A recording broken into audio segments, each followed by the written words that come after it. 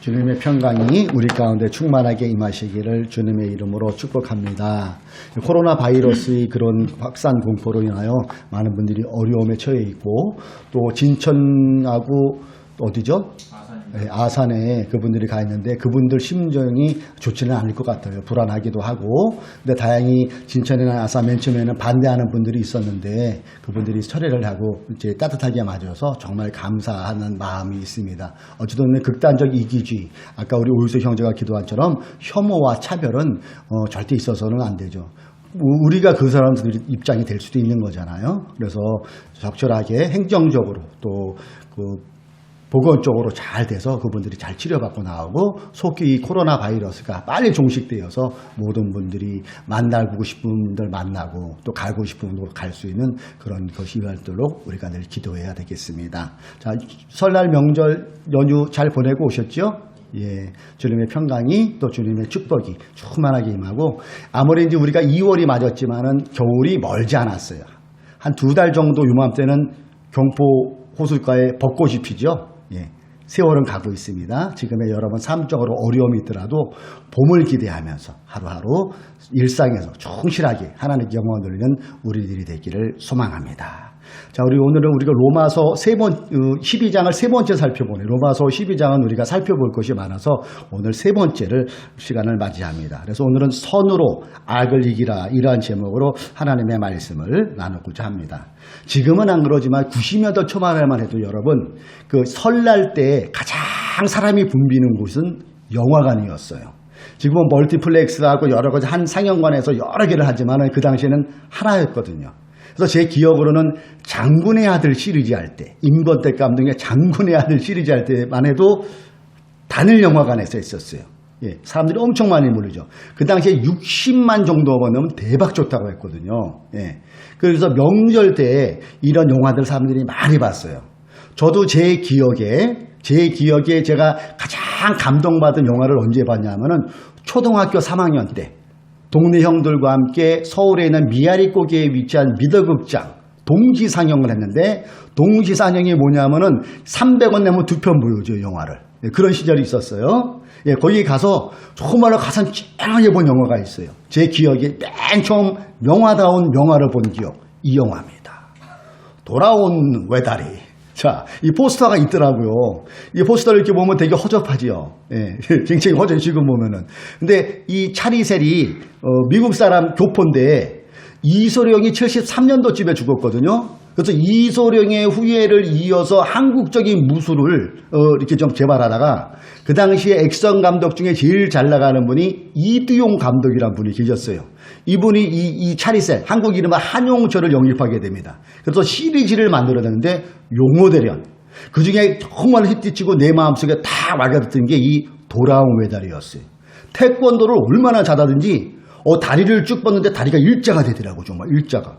다리로 다 해치워요. 근데 스토리가 이 일본 앞잡이 그리고 일본 사람들이 우리나라를 괴롭히는데, 맨 처음에 이 사람이 나타나서 많이 맞아요. 그러다가 반전이 내려서 이 발차기를 해서 적을 다 무찌르고 일본의 앞잡이를 딱 물리쳤을 때는 누가 시키지도 않은데 막 박수를 치는 거예요. 극장에 내서. 육회, 상쾌, 통쾌해요. 그래서 그 당시에는 이 무협 영화가 굉장히 히트를 치는, 제 초등학교 기억 때 그게 나가대요. 근데 이게 다 스토리가 똑같습니다. 흐름이. 친하게 지내다가 원수가 돼요. 원수가 돼서 복수하는 것. 거의 결말을 그래요. 한 예를 들자면은 대부분의 영화가 보면은 이 스승님이 계세요. 스승님이. 근데 스승님이 있는데 아들이 자기에게 있는데 오갈 데 없는 어떤 사람을 데려나가가지고 양아들을 삼아요. 그래서 친아들은 동생, 양아들을 사는 사람이 나이가 좀 더 많으니까 형을. 그렇게 해서 사이좋게 지내면서 이 스승 무림의 고수 아버지가 온 힘을 다하면서 그 두 형제에게 전수를 해요. 무술을. 그래서 10년 정도 세월이 흘려서 상당한 스승을 능가할 정도의 그 무술 실력이 딱 돼요. 근데 보물에, 재물에 눈이 어두워진 이 양자가 아버지를 살해해요. 그리고 그 보물을 가지고 도망가는 거예요. 자, 오히려 친아들보다 더 애지중지하게 양아들을 키워줬는데 이 동생의 심한 배신감, 복수심에 불타요. 그래서 몇 년을 뒤쫓아가면서 마지막에 그 양형을 딱 처단하는, 복수하는, 대부분 이 무협 영화가 이런 스토리로 진행이 돼요. 원수는 꼭 복수해야 된다. 자, 여러분, 이것은 인간의 내면에 보편적 상식처럼 자리 잡고 있는 인간의 심리이기도 합니다. 원수는 꼭 복수해야 된다. 동서양을 막론하고 이것은 사람들 마음속에 상식처럼 자리 잡고 있어요. 그런데 여러분, 오늘 우리가 읽은 이 본문에 보면은 원수를 반드시 복수해야 된다는 인간적인 상식을 뒤집는 반대로 얘기하는 구절이 17절에 나와요. 아무도에게도 악을 악으로 갚지 말고 모든 사람이 선하다고 생각하는 일을 하려고 애쓰십시오. 아무에게도 악을 악으로 갚지 말고. 예, 지금 제가 열어버리게 되는 인간적인 상식 가진 것을 반대로 지금 사도 바울은 로마교회 성도들에게 권면을 하고 있어요. 이 구절은 로마로 보내는 이 편지를 쓰고 있는 바울의 당시의 상황, 그리고 바울이 당시에 당하고 있던 그것을 이렇게 살펴보면 이 아무에게도 악을 악으로 갚지 말고 이것이 비장함으로 썼다는 것을 우리가 발견해낼 수 있어요. 예. 주의 복음 사역을 전하려고 가는 지역에서 바울이 가는 곳마다 그를 환대하는 사람도 있었지만은 그를 배척하고 그를 공격하는 사람들도 못지않게 많았어요. 이것 때문에 사도 바울은 가는 지역마다 어려움을 당하고 쫓김을 당하는 그런 억울한 상황도 많이 겪게 되지요. 1절에도 제가 한번 소개해드렸는데 이 진 에드워드 목사님이라는 분이 이야기 갈라디아서라는 소설을 썼거든요. 여기에 보면은 요 상황들을 아주 허구지만은 아주 그럴듯하게 그럴 수도 있겠구나라는 것을 잘 표현을 하고 있어요. 여기에 보면은 이 사도 바울을 계속 쫓아다니는 극단적 율법주의자가 있었는데 그 사람 이름이 블라스티니우스라고 표현을 하고 있더라고요. 근데 그 극단적 율법주의자가 이 사도 바울이 가는 곳마다 계속 쫓아가든지 아니면 먼저 가서 이 사도 바울이 가짜다. 메시아 하는데 그 사람은 가짜다. 그리고 사람들을 선동하는 그런 사람이다. 속지 마라. 이단이다. 이런 얘기를 계속해서 그를 따라다니면서 괴롭히게 돼요. 그래서 옥에도 갇히게 되고 매를 맞게 되고 숱한 죽음의 위협을 겪게 돼요. 자, 이 상황에서 아무에게도 악을 악으로 갚지 말고 하는 이것을 여러분 생각해 보세요. 사도 바울의 비장함을 우리가 느낄 수 있고 나도 블라스티오누스 나를 계속 괴롭히는 저 사람이 밉고 싫고 하나님 저런 인간 안 데려가십니까? 그런 마음이 들지라도 이것은 내 마음이고 하나님의 마음은 이게 아니지. 그 마음을 가지고 이 글을 썼다는 것을 우리가 생각해 볼 수가 있어요. 자, 그럼 이 편지를 받은 1차 수신자가 로마 교회의 로마 공동체의 신자들인데 이분들은 또 이 편지를 딱 받았을 때 어떤 느낌이 들었을 것 같아요, 여러분? 자, 그 당시 로마 교회를 구성하고 있는 대다수의 사람들은 노예 신분이 많았다고 하죠. 멸시, 천대, 인간 이하의 취급을 받는 사람들이 그 교회 공동체에 많이 있었어요.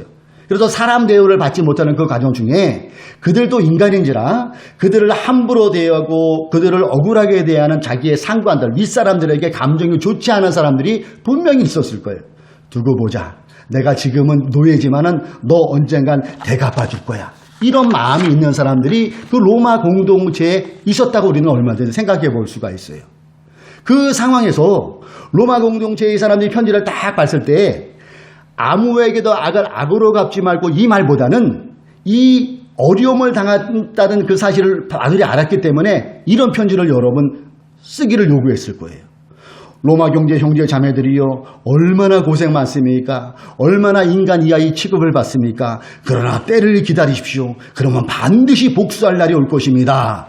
이렇게 쓰는 게 우리 인간적인 상식인데 그렇게 쓰지 않고 오늘 이 말씀처럼 아무에게도 악을 갚지 마십시오. 이 구절을 봤을 때 로마 교회 성도들 마음이 여러분 어땠을 것 같아요? 제가 만약 로마 성도로서 그날의 이 구절을 딱 봤을 때는 섭섭한 마음이 먼저 들었을 것도 같아요. 그리고 야, 바울 변절했네. 친로마로 완전히 돌아선 거 아니야? 그런 마음을 가질 수도 있었을 거예요. 그러다가 오늘 그 밑에 하반절 말씀 보세요. 아무에게도 악을 악으로 갚지 말고 그러면서 모든 사람이 선하다고 생각하는 일을 하려고 애쓰십시오. 한술 더 뜨는 소리를 지금 쓰고 있는 거예요. 예. 모든 사람이 선하다고 생각하는 일. 이게 뭘까요? 일반적으로 사람들이 저 정도는 선한 일이지. 저 정도는 선한 일이야. 알면서도 본인이 행동하지 못하는 것. 성실함, 정직함, 섬김, 희생, 베품, 사랑. 이런 것은 모든 사람이 공통적으로 선하다고 생각하는 일일 거예요. 그렇죠? 근데 이것을 본인이 하지를 못하는데 그것을 로마교회 성도들이 할 것을 권면하고 있는 내용이 바로 밑에 모든 사람이 선하다고는 이 말 속에 포함되고 있다는 얘기예요. 비록 노예의 신분이지만 누가 보든 안 보든 성실함을 가지고 노예로는 그 위치에서 묵묵히 자신의 일을 감수하고 묵묵히 하나님을 예배하고 묵묵히 이웃들을 섬기는 그 일을 할 것을 사도 바울은 이 밑에 모든 사람이 선하다고 거기에 함축되어 있다는 내용이에요. 자, 그러면서 바울은 모든 사람과 합평하게 지낼 것을 당부하고 있죠. 그 내용이 18절이에요. 자, 우리 18절 같이 한번 읽어봅니다. 시작. 여러분 쪽에서 화평하게 지내십시오. 더 한술 더 뜨는 거예요. 그렇죠? 근데 여기에 제가 파란 글씨로 할 수 있는 대로 요 구절을 우리가 좀 생각해 보면 좋을 것 같아요. 여러분 쪽에서 할 수 있는 대로 모든 사람과 더불어 화평하게 지내십시오. 여기에 왜 할 수 있는 대로 집어넣었을 것 같습니까, 여러분? 그래서 제가 이 궁금증을 가지고 다른 성경들을 이렇게 찾아봤더니 비슷해요. 세번역 성경에는 할 수 있는 대로인데 개역 성경에는 개역개정에는 할 수 있거든. 직역 성경에는 가능하면, 공동 번역에는 여러분의 힘으로 되는 일이라면, 이게 제일 다가오더라고요. 저는 가능한 최선을 다해. NIV 성경에는 if it possible, 가능한 한. 자, 여기에서 여러분 한번 생각해 보세요.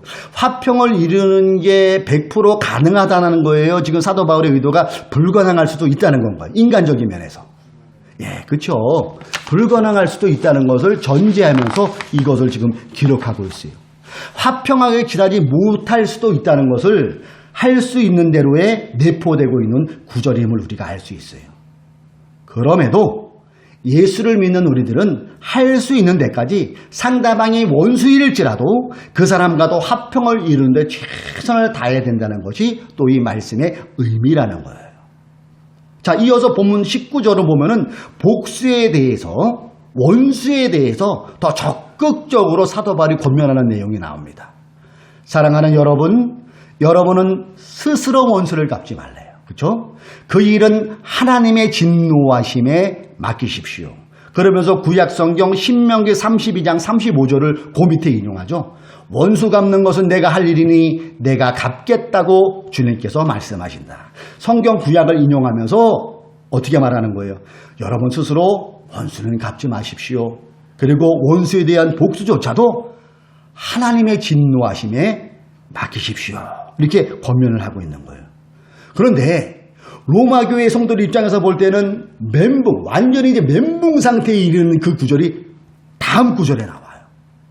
자, 20절 한번 보세요. 어떤 멘붕 상태일까 하는 그 마음을 가지고 한번 읽어보자고요. 시작. 내 원수가 줄이거든 먹을 것을 주고 그가 목말라 하거든 마실 것을 주어라. 그렇게 하는 것은 내가 그의 머리 위에다가 숯불을 쌓는 셈이 될 것이다 하였습니다. 와, 멘붕 아닙니까? 아니, 원수 갚지 말라는 거 좋아. 그런데 먹을 거를 주고 물을 주라는 거예요. 야, 이거 사도 바울 미친 거 아니야? 좀 뭐 기도 많이 하더니 좀 이상해진 거 아니야? 그럴 생각을 할 수 있는 그 구절이 바로 20절 구절이라고 여러분 생각되지 않으십니까? 원수에게 먹을 것을 주고 원수에게 마실 것을 주라는 거예요. 그러면서 여기에 보면 우리가 궁금증이 하나 있는 게 숯불이라는 의미죠. 그렇게 하는 게 내 머리 위에다 숯불을 쌓는 거예요. 한번 상상을 해보세요. 이 머리에 통이 있는데 위에다 숯불을 막 쌓는 거예요. 네? 내 머리 위에다가. 뜨겁겠죠. 일단은 뜨거울 거예요.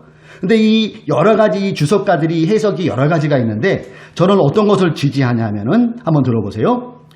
이것은 자신을 괴롭히는 원수에게 계속해서 사랑을 베풀면 그것이 결과적으로 숯불을 그 머리에 쌓는 것이 된다는 뜻입니다. 사랑을 계속 베풀라는 거예요. 순수한 의도로. 그래, 네가 안 들으면은 내가 너 사랑 베풀므로 인해서 네 머리에 원수께서 너 죽일 거야. 이런 마음이 아니라 정말로 그 영혼이 나에게 해를 가하고 나를 힘들게 하고 더 나아가 하나님을 예수 믿는 사람들을 핍박하는 그때 이를지라도 순수한 마음으로 저 영혼이 회개하고 주님께 돌아오십시오 하는 그 마음을 가지고 계속해서 사랑으로 계속해서 그를 기도하면서 그에게 선을 베풀라는 이런 의미죠. 그런데 그가 이 사랑 선앙을 베푸고 감동하여 주님께 돌아오면 얼마나 감사하겠어요. 그럼에도 불구하고 계속해서 그를 공격하면은 그 숯불이 점점 머리 위에 쌓인다는 거예요. 그리고 종국에는 감찰하신 하나님의 진노가 임한다는 그런 의미로 쓰여 있다고 어느 주석가는 이렇게 얘기하는데 저는 여기를 지지하다고 일리가 있다고 생각을 합니다.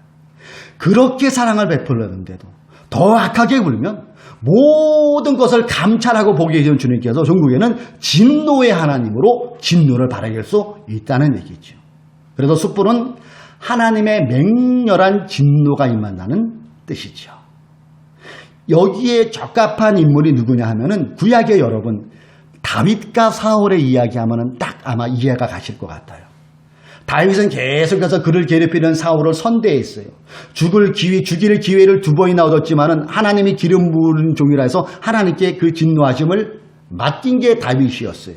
숱한 어려움을 겪어냅니다. 그 결과 어떻게 해요?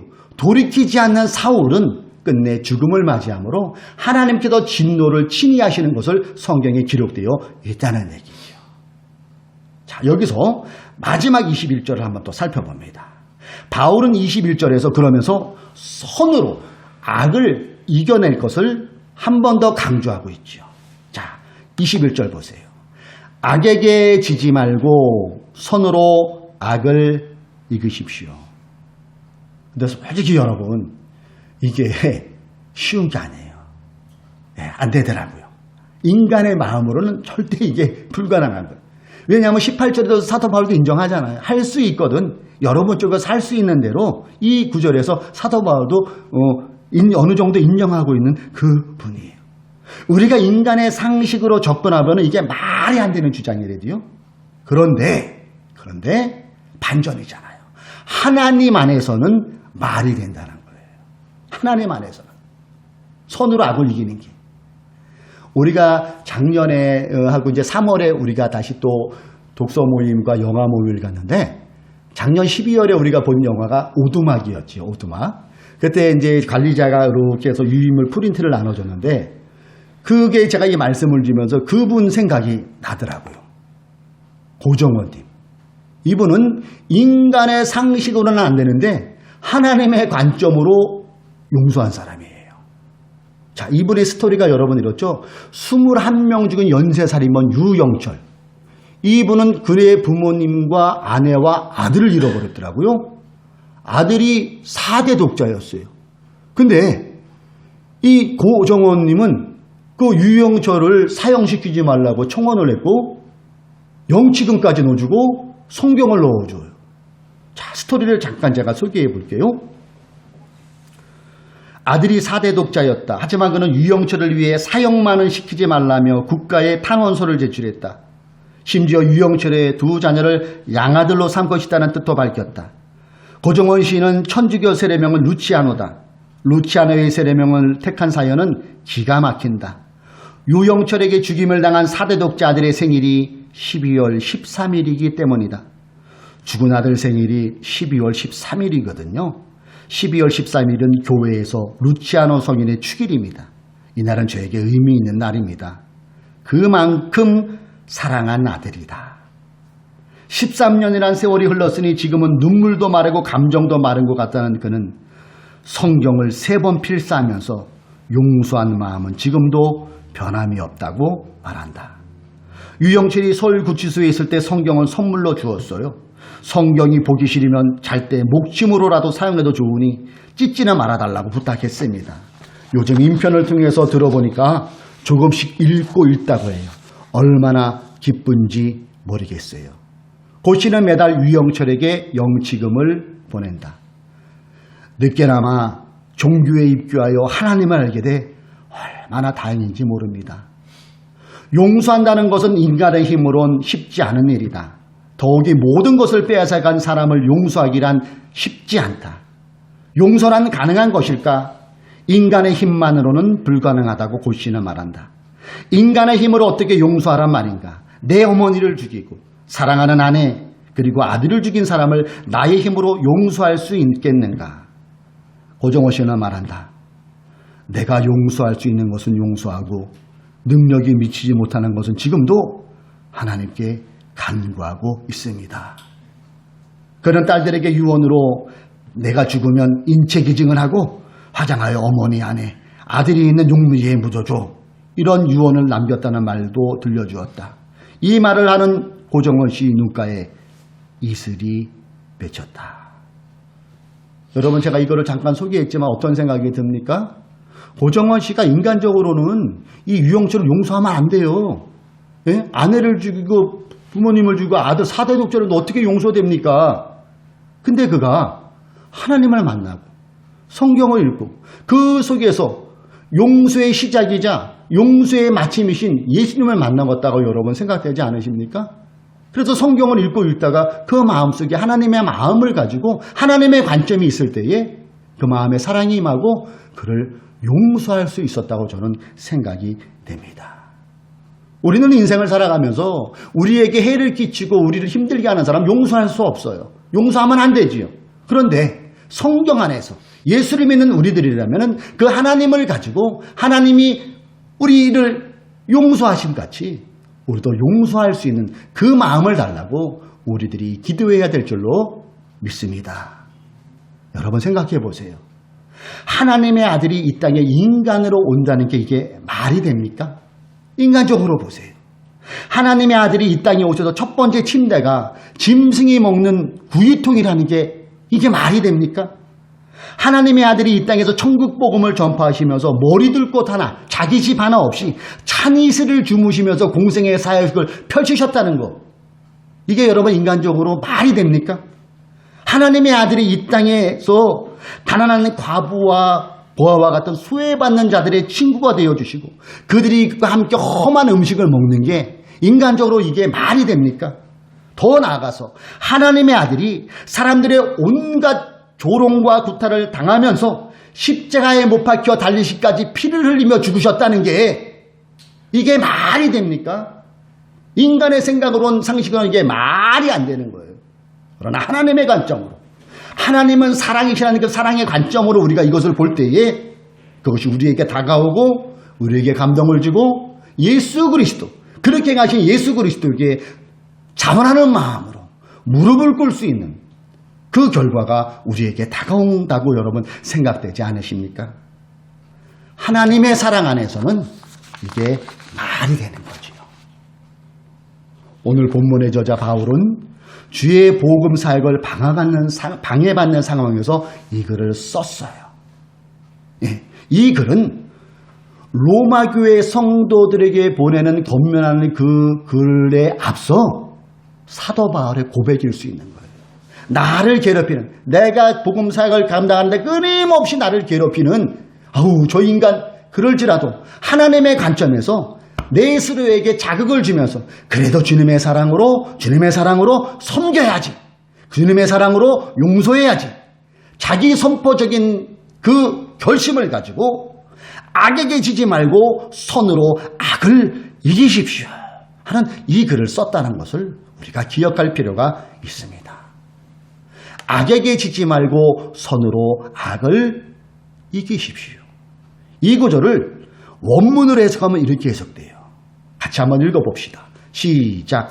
악에게 정복당하지 말고 선으로 악을 정복하십시오. 정복이라는 단어 여러분 어떻게 생각하세요? 이 정복이라는 단어는 전투적 용어예요. 그렇죠? 정복. 점령. 전투적 용어. 그 정복이라는 안에는 치열함이 있는 거예요. 치열함. 복수냐 용서냐 이 치열한 내적 전투 내 안에 악과 선의 치열한 전쟁이 내포되어 있는 거예요.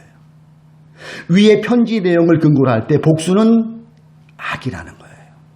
용서는 선이라는 거예요. 사랑하는 교우 여러분, 우리가 일생을 살면서 악에 정복당하지 마시고 선으로 악을 정복할 수 있는 저와 여러분 되시기를 주님의 이름으로 축복합니다. 이것은 인간의 힘으로는 결코 불가능해요. 성령님의 도우심이 계실 때, 주님의 마음이 우리 안에 있을 때 이것은 가능한 얘기예요. 고정호 씨처럼 치열하게 말씀을 여러분 대하십시오. 그리고 그 말씀을 치열하게 묵상하십시오. 그리고 묵상과 함께 치열하게 기도하십시오. 그럴 때 영으로 구하시는 성령님이 우리의 마음을 도와주실 것입니다. 복수로 불타는 빳빳한 그 마음, 복수로 불타는 그 메마른 마음에 성령의 단비를 내려주실 거예요. 그리고 예수님의 마음으로 고정원 씨가 유영철을 용서하는 그 큰 마음이 생겼던 것처럼 우리의 일상에서도 나를 괴롭히는 그 사람을 오히려 이해하면서 그를 위해 기도하고 내가 할 수 있는 최선의 선을 베풀 수 있는 그런 그리스도의 삶을 우리가 살아가는 은총이 임할 줄로 믿습니다. 상식을 뛰어넘어 인간의 생각을 뛰어넘어 선으로 악을 이길 수 있는, 선으로 용서할 수 있는 저와 여러분 되시기를 주님의 이름으로 축복합니다. 오늘 설교의 마무리는 우리 주님께서 산상수훈에 말씀하신 이것을 읽고 설교를 마무리하고자 합니다. 같이 읽을까요? 시작. 또 내 이웃을 사랑하고 내 원수를 미워하라 하였다는 것을 너희가 들었으나 나는 너희에게 이르노니 너희 원수를 사랑하며 너희를 박해하는 자를 위하여 기도하라. 아멘. 기도합시다. 하나님 아버지 감사를 드립니다.